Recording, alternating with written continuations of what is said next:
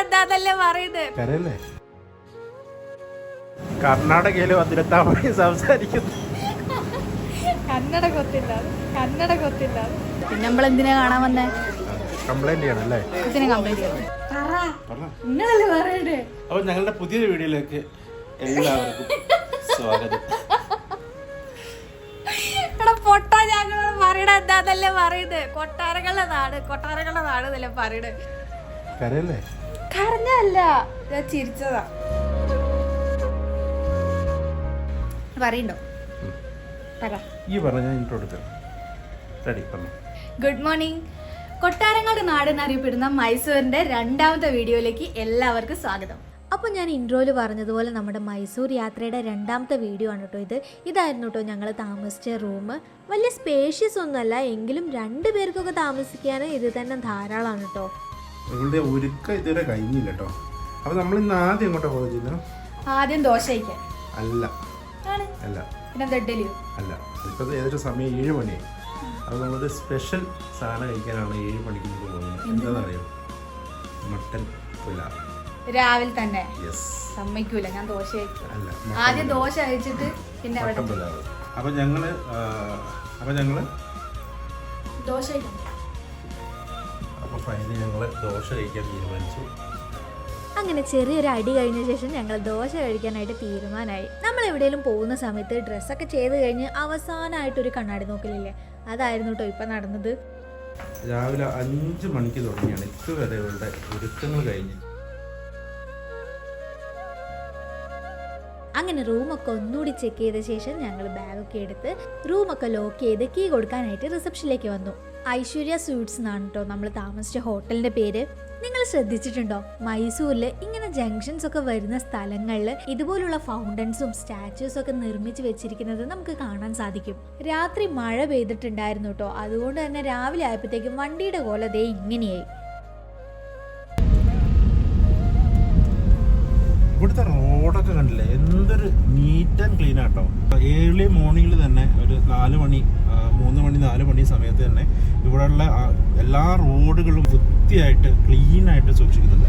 അതൊക്കെ ശരിക്കും നമ്മുടെ നാട്ടിലുള്ള ആളുകൾ കണ്ടുപഠിക്കേണ്ട ഒരവസ്ഥയാണ്. കാരണം നമ്മുടെ നാട്ടിലില്ല എന്നല്ല, പലയിടങ്ങളിലും ശുദ്ധീകരിക്കുന്നുണ്ട്. പക്ഷേ ഇത്ര ക്ലീനായിട്ട് ഞാൻ സത്യം പറഞ്ഞിട്ടുണ്ടെങ്കിൽ കേരളത്തിലൊരു സ്ഥലം ഞാൻ കണ്ടിട്ടില്ല കേട്ടോ. അത്രയും ക്ലീനായിട്ട് നിങ്ങൾ റോഡിലേക്ക് നോക്കി ഒരു എല്ല പോലും നിങ്ങൾക്ക് എവിടെയും റോഡിൽ എവിടെ ഒരു എല്ല പോലും നിങ്ങൾക്ക്, അല്ലെങ്കിൽ ഒരു വേസ്റ്റോ ഒരു പേപ്പറിൻ്റെ കഷ്ണം പോലും നിങ്ങൾക്ക് ഇവിടെ എവിടെയും കാണാൻ പറ്റില്ല. അത്ര നീറ്റ് ആൻഡ് ക്ലീനായിട്ട് ഇരിക്കുന്നുണ്ട് കേട്ടോ. അപ്പം നമ്മളിന്ന് finally we decided to eat. ഞാൻ മട്ടൻ ബിരിയാണിയും ഇവള് മൈനാരി ദോശയും കഴിക്കാൻ വേണ്ടി ഞങ്ങൾ തീരുമാനിച്ചു. അപ്പം ആദ്യം നമ്മൾ പോകുന്നത് മട്ടൻ ബിരിയാണി കഴിക്കാൻ വേണ്ടിയിട്ടാണ്. ആദ്യം ഞങ്ങൾ ദോശ കഴിക്കാൻ വേണ്ടി പോവാണ്. ഞാൻ ആദ്യമായിട്ടാണ് കേട്ടോ ഈ ഹനുമന്ത് പുലാവ് കഴിക്കുന്നത്. ഇറ്റ് വാസ് ഓസം ടേസ്റ്റാണ്. കാരണം അതിലുള്ള മട്ടനും കാര്യങ്ങളൊക്കെ അത് ഇവിടെ വന്ന് കഴിച്ചിട്ട് അതിൻ്റെ ടേസ്റ്റ് അറിയില്ല. ഞാൻ എത്ര പറഞ്ഞാലും മനസ്സിലായിക്കൊള്ളുന്നില്ല. അതുകൊണ്ട് ഇവിടെ വന്ന് അത് ടേസ്റ്റ് ചെയ്യാൻ തന്നെ വേണം. അപ്പം നമുക്ക് ആദ്യം മൈലാരി ദോശ കഴിക്കാൻ പോവാം. മൈലാരി ദോശ വിനായക മൈലാരി, ഇവിടെ ഒരുപാട് മൈലാരി ദോശൻ്റെ കടകളുണ്ട്. അതേപോലെ തന്നെ ഹനുമന്ത് പുലാവ് ഒരുപാട് ഹോട്ടൽസ് ഉണ്ട്. അപ്പം ഇവിടുത്തെ ഒറിജിനൽ എന്ന് പറയുന്നത് ഒന്ന് ഹോട്ടൽ ഹനുമന്ത് പുലാവ്. ഒറിജിനൽ ഗൂഗിളിൽ നിങ്ങൾ സെർച്ച് ചെയ്യുന്ന സമയത്ത് ഹോട്ടൽ ഹനുമന്ത് പുലാവ് ഒറിജിനൽ എന്ന് കാണാം. സിൻസ് 1839 എന്ന് കാണാം. അതേപോലെ തന്നെ മൈലാരി ഹോട്ടൽ, ഇവിടെ ഒരുപാട് മൈലാരി ഹോട്ടൽസ് ഉണ്ട്. ഒറിജിനൽ മൈലാരി ദോശ കിട്ടുന്ന സ്ഥലം ഏതാണെന്ന് വെച്ച് കഴിഞ്ഞാൽ വിനായക മൈലാരി ദോശ എന്ന് പറഞ്ഞിട്ടുള്ള ഒരു കടയാണ്. ഞങ്ങളിപ്പോൾ അങ്ങോട്ടേക്കാണ് പോകുന്നത്. അപ്പം ഞാൻ അതിലത്തെ ലൊക്കേഷൻസും കാര്യങ്ങളൊക്കെ കാണിച്ചു തരാം.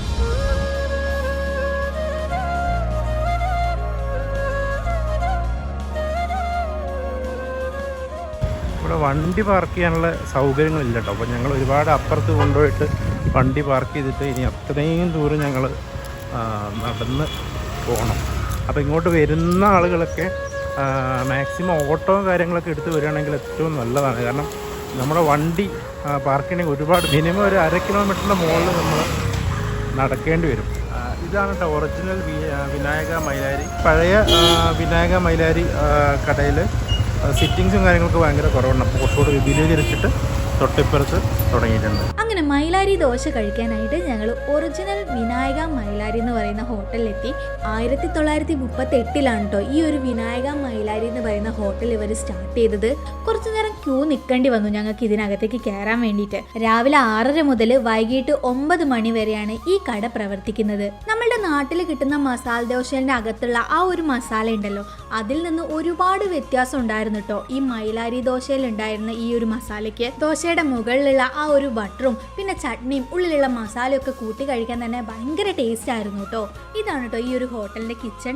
ഞങ്ങളിങ്ങനെ വീഡിയോ എടുക്കുന്നത് കണ്ടപ്പോൾ ഇവിടുത്തെ സ്റ്റാഫ് തന്നെയാണ് ഞങ്ങളോട് നിങ്ങൾക്ക് വേണമെങ്കിൽ ഞങ്ങളുടെ കിച്ചണും കൂടെ വീഡിയോ എടുത്തോളൂ എന്ന് പറഞ്ഞത്. ഇതാണ് കേട്ടോ ശിവകുമാർ ചേട്ടൻ. 23 വർഷമായിട്ട് ഈ ഒരു വിനായക മൈലാരി എന്ന് പറഞ്ഞ ഹോട്ടലിൽ ഈ ചേട്ടനാണ് ദോശ ഉണ്ടാക്കുന്നത്. ഞങ്ങൾ കേരളത്തിൽ നിന്നാണ് അറിഞ്ഞപ്പോൾ പുള്ളിക്കാരൻ്റെ അമ്മാവൻ കേരളത്തിലാണെന്നുള്ള കാര്യമൊക്കെ ഞങ്ങളോട് പറഞ്ഞു.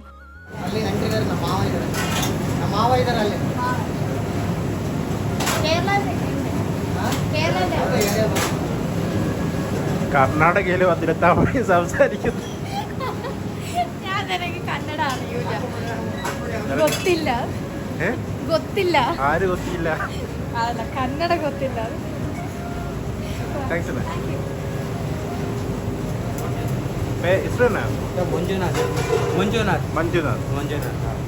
അങ്ങനെ അറിയാവുന്ന കന്നഡയിൽ അവരോട് സംസാരിച്ചൊക്കെ കഴിഞ്ഞ് ഞങ്ങൾ നേരെ വിനായക മൈലാരി ഹോട്ടലിന്റെ പുതിയ ഔട്ട്ലെറ്റിലേക്കാണ് വന്നത്. ഇവിടെ നല്ല രീതിയിൽ തന്നെ തിരക്കുണ്ടായിരുന്നു കേട്ടോ. പക്ഷെ ഫസ്റ്റ് ഹോട്ടലിനേക്കാളും ഇവിടെ ആൾക്കാർക്ക് ഇരിക്കാനുള്ള സൗകര്യങ്ങൾ കുറച്ചും കൂടി കൂടുതലുണ്ട്. ഈ 2 കടയും ഇപ്പൊ നോക്കി നടത്തുന്നത് ഈ ഒരു ചേച്ചിയാണ് കേട്ടോ.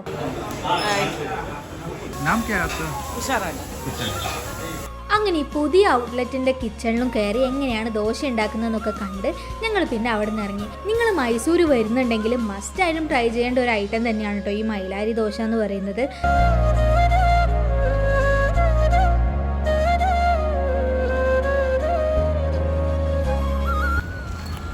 അങ്ങോട്ടായില്ലോ.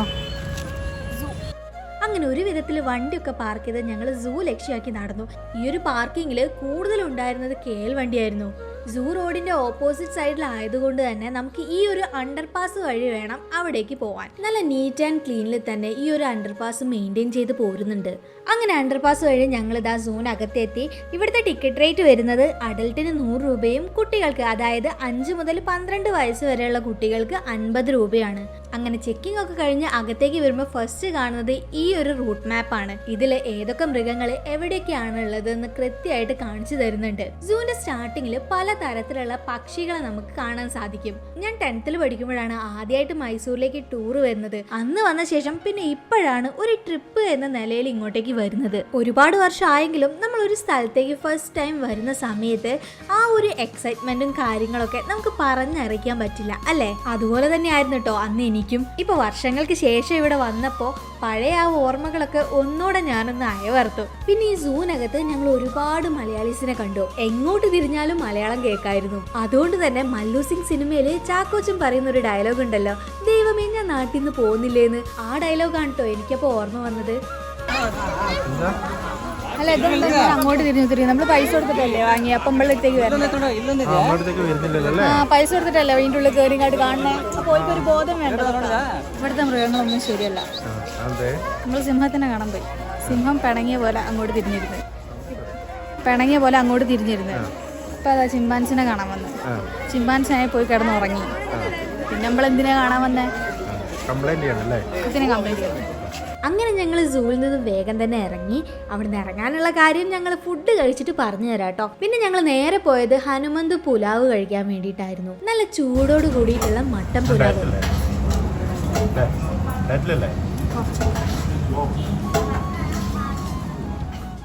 അങ്ങനെ ഞങ്ങൾ അങ്ങനെ സൂവിൽ നിന്ന് ഇറങ്ങി. സൂ കംപ്ലീറ്റ് ഞങ്ങൾക്ക് കവർ ചെയ്യാൻ പറ്റിയിട്ടില്ല. അതിന്റെ കാരണം എന്താണെന്ന് വെച്ച് കഴിഞ്ഞാല് കാരണം വേറെ ഒന്നുമില്ല, നമ്മള് 100 രൂപ കൊടുത്തിട്ടാണല്ലോ നമ്മള് ടിക്കറ്റ് എടുക്കുന്നത്. പക്ഷെ ഒരാള് പോലും നമ്മളെ മൈൻഡ് ചെയ്യുന്നില്ല. ഓല തോന്നിയ പോലെ അവിടെ ഇവിടെ ആയിട്ട് പോയി കിടക്കുക, ഓരോ മൂലക്കൊക്കെ പോയി കിടക്കുക നമ്മള് കാണാത്തോടത്ത്. പിന്നെ ഓല് തമ്മിൽ ഒച്ചപ്പാടുണ്ടാക്കുക. ആരും മൈൻഡ് ചെയ്തില്ല. അപ്പൊ എനിക്ക് ഭയങ്കര സങ്കടമായി. അപ്പൊ ഞാൻ പറഞ്ഞു വാ പോവാ മതി. അപ്പം കേട്ടില്ലേ, ഇതാണ് ഞങ്ങള് സൂവിൽ നിന്ന് പാതി വഴിയിൽ ഇറങ്ങാൻ കാരണം. നിങ്ങൾ തന്നെ പറ, നമ്മളിപ്പോ ഇത്രയും പൈസ ഒക്കെ കൊടുത്ത് പോയിട്ട് ഒരു അവിടെ ഇവിടെ ഒക്കെ പോയി കിടക്കുമ്പോ സങ്കടം പോലെ കാണിക്കുന്നത്. അതെ അതെ, ഇവള് പറഞ്ഞത് വളരെ ശരിയാണ്. ഇന്ന് ഇറങ്ങാണോ? ആന്നോ? ഭാര്യമാർ പറയുന്നത് അങ്ങനെ തന്നെ അനുസരിക്കുക. കല്യാണം കഴിഞ്ഞ എല്ലാ ഭർത്താക്കന്മാരും ഭാര്യമാർ പറയുന്നത് കറക്റ്റായിട്ട് അനുസരിക്കുക. അതല്ല എന്നുണ്ടെങ്കിൽ ആരോഗ്യത്തിന് ഭയങ്കര ഹാനികരായിരിക്കും. എന്തേ? അതെ വരെ ഞാൻ ഇതിനെ പറ്റി പൊക്കി പറഞ്ഞുകൊണ്ടിരിക്കുകയായിരുന്നു. അപ്പോൾ പുതിയൊരു വീഡിയോ ആയിട്ട് വരുന്നത് വരെ ബൈ.